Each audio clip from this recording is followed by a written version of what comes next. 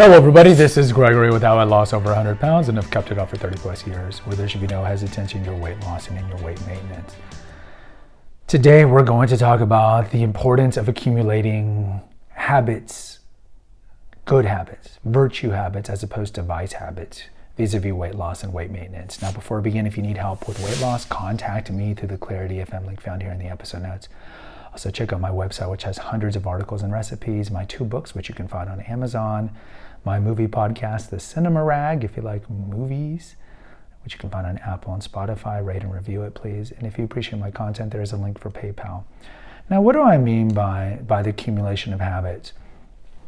We know that the large majority of people who are overweight because they've accumulated vices, just bad habits throughout their life. Where you kind of get to the point where like, well, why do I work out? Oh, I haven't worked out in a week. I won't work out. And then like, well, I had ice cream. And then you feel bad about eating the ice cream. Oh, I'll just eat more ice cream. What's the point? What's the point? What's the point? And then you blink and you're 20 pounds overweight. And we know that even a large majority of people who do lose the weight gain it back. And we talk about it ad nauseum, ad infinitum here, why that is. But one of the things is that slippery slope, right? So you can crash diet, you can do all these things to lose the weight, no doubt. But then do you have the forbearance and the self-restraint to keep doing good practices afterwards, right? It's like our end of a rom-com. Think of Sleepless in Seattle. Tom Hanks, Meg Ryan, they meet at the top of the Empire State Building, and then it's just like, hi. And then like, what's the next day? Like nobody ever thinks like the happily ever after is like, what's the next day? And so you crash diet typically by using fad diets, let's be real. And you lose the weight and then you're like, now what? And then a lot of the self-restraint that you had to lose the weight starts going away. Now we've talked about here the fundamental strategy differences between weight loss and weight maintenance. Weight loss, you do have to be a little more stringent. I don't believe that there should be cheat days and so forth. And then weight management, if you eliminated certain things from your life to lose the weight, you got to slowly bring them back in because it's just not untenable. It's just not tenable. It is untenable to like live a life where you're never eating bread or you're never having a sip of kombucha or whatever it is that you like. You have to have a balanced diet.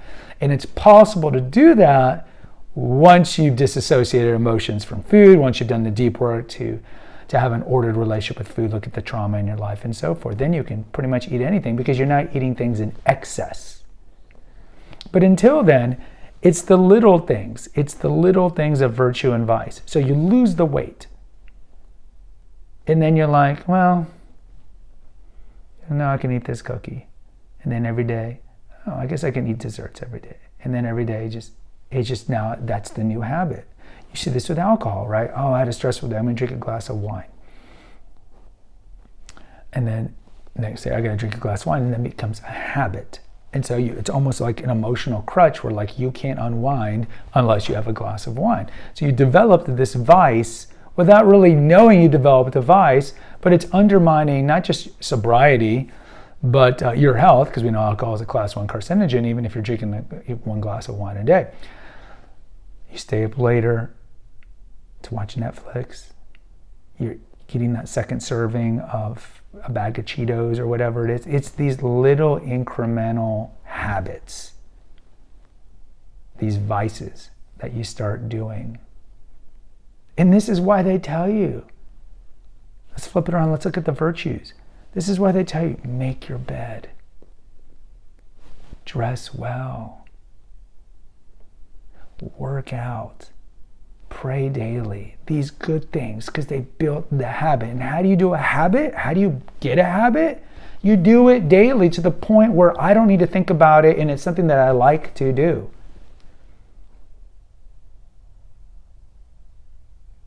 So when it comes to eating, it's the same thing.